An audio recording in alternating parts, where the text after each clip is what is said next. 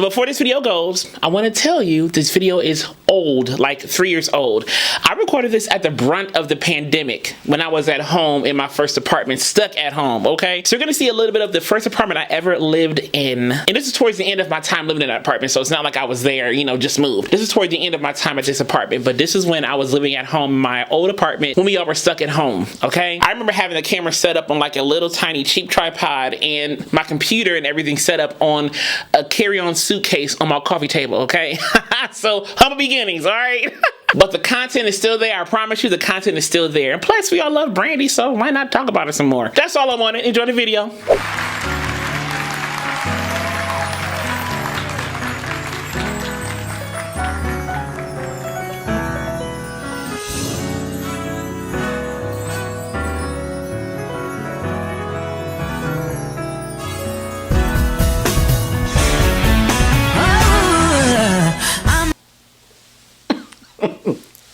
What? So what she did right there was not only do the immaculate run, that was a scale down. What she did was use articulatory muscle. She went from an open vowel to 2 nasal consonants. And nasal consonants just means consonants that are more articulated in the nasal cavity. So and okay, so those were nasal consonants that she used right there. And what she did with those articulatory muscles is give us more layers to listen to when she did the run versus just kind of open vowel. She kind of navigated the run to give us more layers and acoustic textures to what she just did. And that run itself, it was so nicely placed and effortless. On that fence cause I'm under attack. Been on that fence cause I ain't looking back. Question some things that I thought was a fact. Said some things that I could never take back. Figures of speech, I put you on the map. You take back promises, where did they go? Doing a run up is more difficult than doing a run down, in my humble opinion. A lot of people can run down, but having the masticulatory control to do a run up is difficult. And she did that flawlessly. And how she's placing these runs is not overdoing it with the song. It's like so nicely placed within the verses, so you can still hear the words, you can still hear what she's singing about, but she's still being Brandy in all of this. And if you notice in that last run up, she opened up the vowel a little bit more. In the world of acoustics, typically higher notes are heard better with more open vowel shapes, if you will. That's why sopranos, they kind of stay up here all the time. They stay a lot more open and wide because those higher frequencies or pitches are produced more efficiently with more open embouchures, more open mouths and things like that. So that's what she did right there as she went up in that run. She opened up to make sure she could hit every note in that run flawlessly, as she always does. Now no one's there for your show. Hurt you my bad, but how low can you go? Something to believe again. That one right there, she went to another nasal consonant and came back down to that nasal consonant. That's crazy. She said, believe again. So in that consonant, in that nasal consonant at the end, the nasal consonant, she came down in that run because it's a voiced consonant.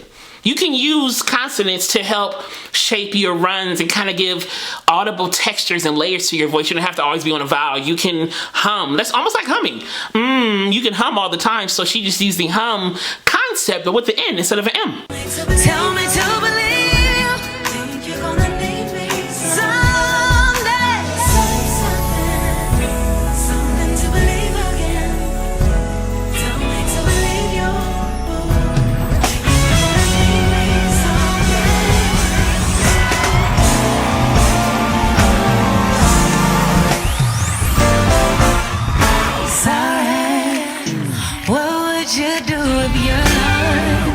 What would you think about me? So if you notice, it was a whole shift in how she sung the first song and this song. The first song was way more present and forward.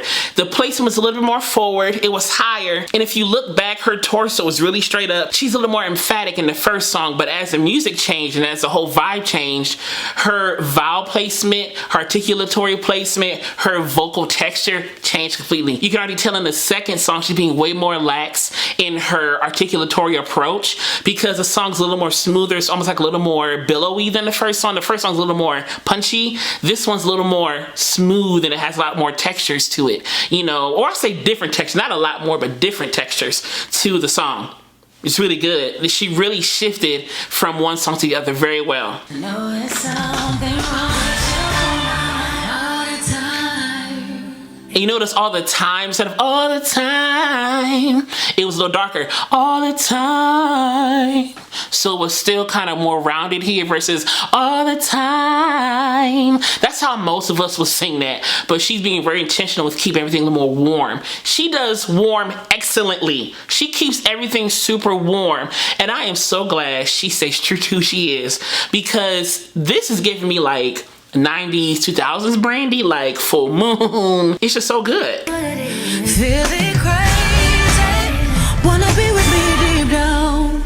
You know, it's that deep down, wanna be with me deep down. So was it deep down, deep down? And I think her lyrics and everything's kind of low, mid-low down here. She has a very open throat, very open throat. And the lyrics, I feel like it's mid/low. And the first song was a little more higher because she was a little more emphatic with her singing, but this one's way more warm. So she even shifted her resonance and her acoustics to really get down to the nitty-gritty of this song. And she's doing it so effortlessly.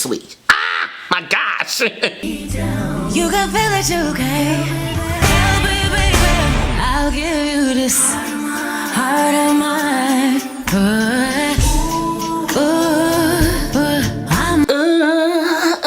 So she had a little breathiness in there. So it was very breathy, but not pushing too much air. And so she really made it breathy and made it warm still, and kind of gave me a little attitude in that how she shaped it. And that was a glottal onset, but a glottal onset doesn't have to be loud. The glottal onset is literally just when the vocal folds come together and begin phonation, begin vibrating, right? So if you say the word apple or orange, eagle, all those words begin with the glottal onset because there is no consonant before it. So it begins with a glottal onset. She did that right there. So glottal onsets are not bad, and she exemplified that while she just did that little part right there. Like, so she was breathy but still had a glottal onset, which further proves that you can still bring the vocal folds together but still have the texture you want, whether it's breathy, whether it's, you know, low in volume, whatever the case may be, versus glottal gotta be loud. That's not the case at all. She gave a glottal onset and really kind of gave that push to the nuance, and it really worked for the song. On the borderline, yeah.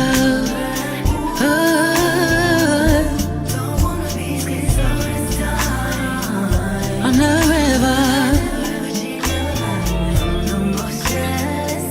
yeah. Don't you ever hurry, change on your mind. I'm so dangerous, baby. I need you to see, believe what you see, feel what I feel, and my feelings don't die. What I love about this part is that she's singing so intimately with this song. She's singing so intimately, which gives us that warm, breathy, closeness vibe, if you will. It's almost like she's singing right in your ear. And in the intimacy of the song, there's so many textures she's giving us, in that even though she's singing in chest voice, it's not loud. And she's probably using some head voice nuances or some, you know, falsetto, some here and there, whatever. But here, she's still in chest voice right here. So she's not belting and pushing it out. She's really just singing intimately and smartly in chest voice, which is really good. Need to hear you, got another lady, but I'll be your friend, baby. What I can, baby, but then I couldn't take no chances. Call me as a bitch, baby. Ooh, I'm on that borderline. So right here, she got a little more beefy in her voice because she's getting more beefy in the song, right? So as a result, you can tell she's getting more thicker in chest voice. And she's using some forward placement. It's a little twangy in there as she goes higher. And she uses her soft palate, her velum, to really give the voice some texture too. Because if you notice, you can get a little warm like this. And what's happening there is the velum, or the soft palate, whatever you want to call it, is coming down, letting air pass through the nose. Because air can pass through the nose. So then if air can pass through the nose, that means sound can pass through the nose as well. And that's what she's doing right here. And she's really using her acoustics and her resonators to really paint the song, which is so cool. And she makes it look easy. This kind of stuff is not easy. It's very intentional, and she's also very gifted duh, you know. But this stuff is very intentional what she's doing, because there's a certain message she's trying to carry across in this song that is more than the words. It's the feel, it's the emotion behind the song. That's what makes these artists so good, is that they really give you the emotion, not just, oh, I'm gonna sing good and try to kill it. No, she's painting a story with her voice, and she's doing it so effortlessly.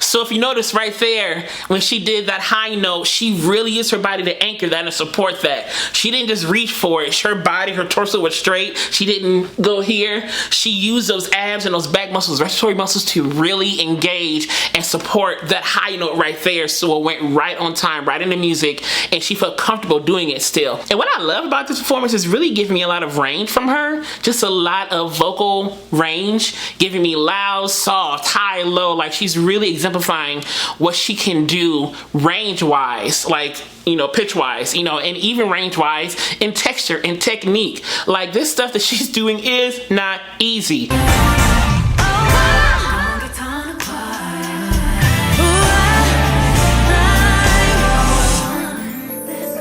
Gonna be torn apart.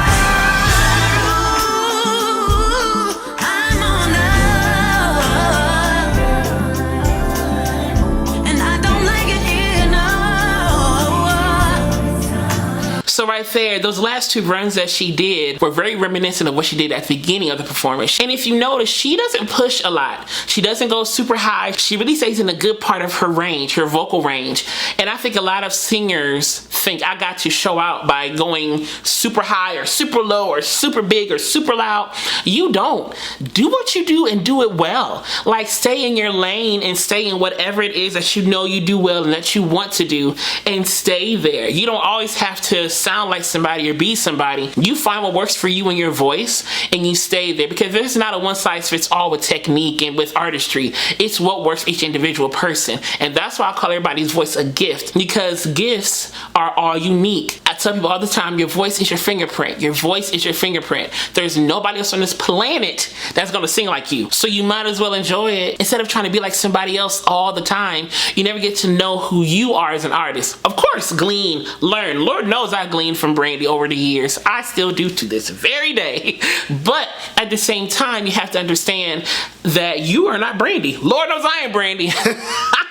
But still, I can still appreciate what she's doing, and she knows exactly what to do with her voice and exactly how to navigate through what she knows how to do really well. She doesn't push the envelope in terms of going too high, going too low. She stays right in that pocket of her vocal range. Though she still got them notes that she want to have. You know, she can still go up there if she wants to, go down if she wants to, but she really stays in what's true to her. And I love that about what she does and who she is.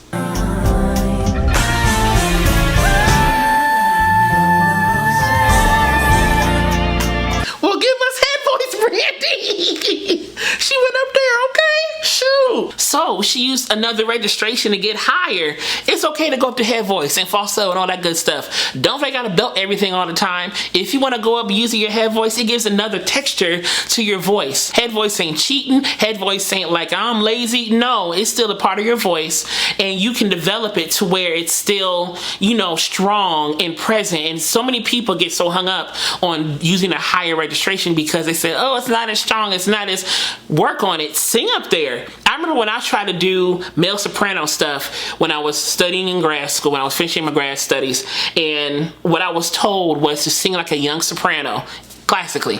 And so what I would do is sing in my church choir in the back row, soprano, but singing head voice the whole time. So that just developed those muscles that went to head voice. So then my head voice became more fuller over time. More full over time. So now when I'm able to sing in head voice, it's pretty full. It's pretty full, but also in that, trust your body as well as your ears. Your ears will deceive you. There's a thing called bone conduction. Long story short, what happens in bone conduction is that our skulls, when we hear ourselves in real time, our skulls block out certain frequencies in our voice. So we don't hear the full gamut of our vocal texture or our timbre, if you will. We hear the higher frequencies, but people who are outside of our body who hear us in real time hear something completely different. So that's why you hear yourself on a recording and be like, oh my God, I sound different. That's the reason why, because you don't hear all of your voice. You just hear certain parts of your voice. So it's important to trust your body as well as your ears, because it's going to sound different to you, your head voice will, than it will to somebody else. Because I always felt like my head voice was like always like airy and weird sounding, but every time I use that head voice, people are like, oh my gosh, you're so full. So all I'm saying is trust your body as well as your ears when it comes to listening to yourself sing, especially in head voice and in all parts of your voice, honestly, okay? Don't you ever hurt me, I'll change. I'll go crazy.